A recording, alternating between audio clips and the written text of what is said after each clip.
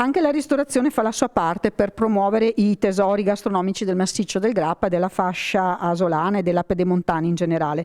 Tra i più attenti ricercatori dei sapori che nascono in questa riserva c'è Nino Baggio, chef patron della Locanda Baggio. La tua ricerca di prodotti dove ti porta e che cosa ti ha portato a scovare, tipo in questa stagione autunnale? Siamo situati in un territorio molto ricco di piccoli produttori. Da questi anni, da un po' di anni a questa parte, tanti sono tornati a coltivare il terreno e ho la fortuna di pescare in tanti piccoli produttori, sia dal formaggio, per esempio di Maiga, dove lo prendiamo da Maiga Gasparini nel Grappa, ci dà il formaggio, il burro e qualche volta anche la carne della caborlina.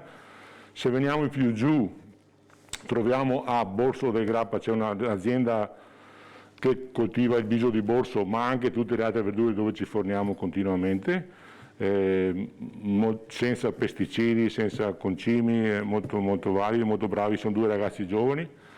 Se torniamo più in qua, verso le nostre parti del Monfumo, troviamo un'altra piccola azienda di due fratelli che fanno formaggi, morlacco, anche loro burro, e dove qualche volta mi prendono anche il latte che ci facciamo la panna. Poi andando un po' più distante, passando il Piave, a Segusino c'è un agriturismo che lavora con tutti gli animali da cortile, cioè faraone, oche, anetre, polli, dove adesso in questo periodo proprio ci danno le oche. La qualità dei piccoli fornitori locali allora è una carta vincente per attirare i buongustai stranieri e italiani. Speriamo che poi tornino soprattutto gli stranieri dato la difficoltà del momento. Loro cercano proprio i prodotti di tradizione, dai vini locali, cioè chiedono proprio sia i piatti del luogo e i vini del luogo.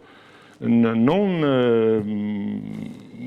i prodotti che si trovano sia qua che in altre parti, ma proprio i prodotti del luogo, cioè dal formaggio di Maiga alla faraona, per esempio, un esempio, la faraona allevata da noi, oppure i salumi, perché c'è anche, mi sono dimenticato prima, anche un'azienda qua a Castelcucco, un altro giovane che si è messo in proprio che fa degli ottimi salumi insaccati in genere, non solo salumi, e cercano proprio queste cose tipiche venete, insomma, ecco, diciamo. Quindi la ristorazione mette in moto anche l'economia, scoprendo le produzioni di giovani agricoltori.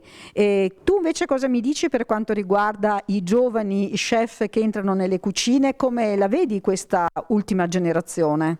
Bisogna attenderli, bisogna avere molta pazienza e attenderli rispetto alla nostra generazione, attenderli qualche anno in più, per un semplice motivo che una volta si partiva come nel mio caso, ma credo di tanti altri miei colleghi, si partiva proprio dal disossare le carni, fare esperienza in macelleria e anche come uccidere una gallina, preparare una gallina, nel pulirla. Adesso no, adesso i giovani purtroppo arrivano in cucina ma non sanno, non so quante gambe ha una gallina, perché sono già tutte selezionate, la maggior parte. Noi abbiamo la fortuna appunto di avere questi piccoli produttori che se le lavoriamo noi le carni, ecco, e là imparano, ma comunque ci vuole qualche buon anno per un ragazzo a imparare a metterlo sul fuoco, insomma, ecco.